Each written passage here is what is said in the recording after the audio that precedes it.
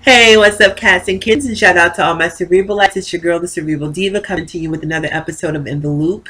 And in today's episode of In the Loop, we are going to talk about one of my favorite guilty pleasures. And this In the Loop is so juicy. I'm talking about succulent, mouth-watering juicy.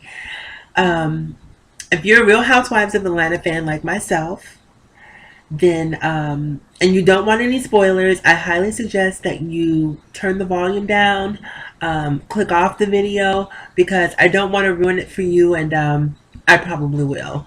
So for those of you who are staying and who want to know what's happening, then welcome. Let's talk. Let's have a real conversation about what's going on the Real Housewives of Atlanta in this historical 4-part reunion.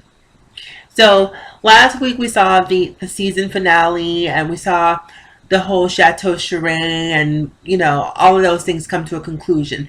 But the one thing that we haven't really seen a conclusion happen on or with would be the turmoil that Porsha and Kandi were embroiled in this entire season. So the reunion is sort of the pinnacle of their acrimony, if you will.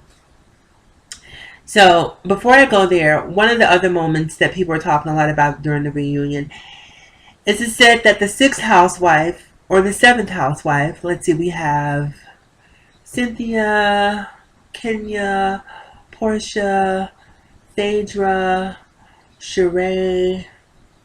Yeah, so that would make Peter the sixth housewife. Am I forgetting someone? It feels like I'm forgetting someone.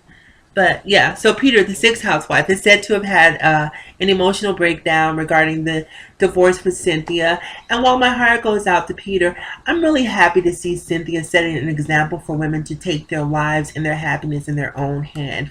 We see so many weak examples of what it means to be a woman on reality television with, Mimi and Jocelyn and what's the Rashida and all of these girls who let these men make a fool of them on TV. And so I love the fact that Cynthia pretty much took a "that won't be me" approach towards Peter and decided to really take control of her life and her happiness. She wasn't happy. She didn't feel like she was attracted to him anymore, and she didn't stay. And kudos to her for that. So Peter storms off and has a breakdown because he's upset about the divorce, but Peter will find another one, so will Cynthia. Life goes on. But that's not the juicy part.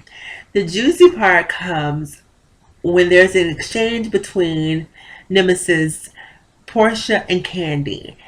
And Todd jumps in to defend his wife.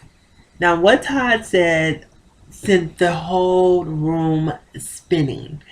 So it's alleged that during this exchange, Todd pretty much threw Porsha under the bus by saying that prior to Apollo's incarceration, that he and Porsha had sex.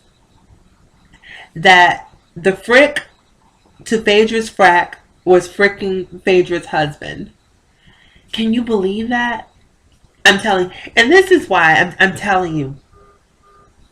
As a woman, you have to be very, very careful about what you tell your friends and about who you choose as friends and about exactly how you involve those friends in your life in an intimate capacity. Now, granted, when we've only seen this relationship between Phaedra and Porsha blossom maybe in the last couple of years, but they were still castmates, still close enough. And not only that, we saw Porsha chiming in quite often, sort of slut shaming Kenya because Apollo was attracted to her, but we find out later that Kenya never engaged in any sort of exchange, and definitely not one of a sexual nature with Apollo. So it's interesting that people in glass houses, that old proverb, the axiom, really holds true in this particular situation. So yes, you heard it.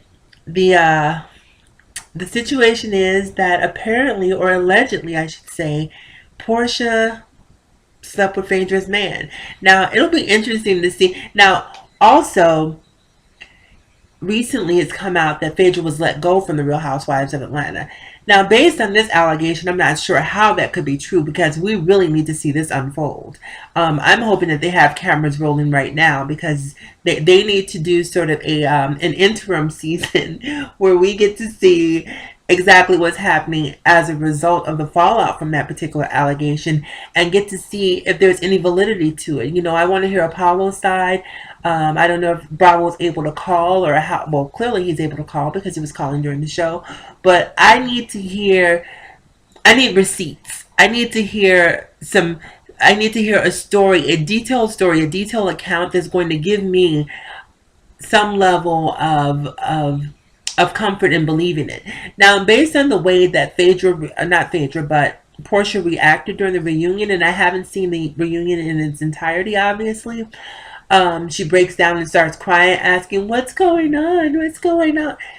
I'm inclined to believe that she actually let Apollo hit it because that reaction is not the reaction of a innocent person. An innocent person typically would be offended, like, excuse me. You don't break down and start crying and sort of trying to garner sympathy. So I'm almost inclined, based on that reaction, if the rumors are true that this is the allegation that Todd lobbed against Porsha, that she slept with Apollo, I'm I'm I'm leaning towards it being more likely that she did than she didn't.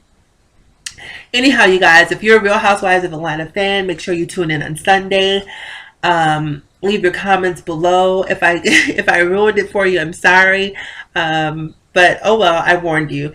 Anyhow, you guys, as always in closing, remember to live better, love harder, and think smarter. It's me, the Cerebral Diva, and I will talk to you guys again soon. Also, remember to follow me across all social media platforms. You can find me on Facebook, Twitter, Instagram, and Snapchat. Spelled just as it's spoken, Cerebral Diva. If you can spell, you can find me. I'll talk to you guys again soon.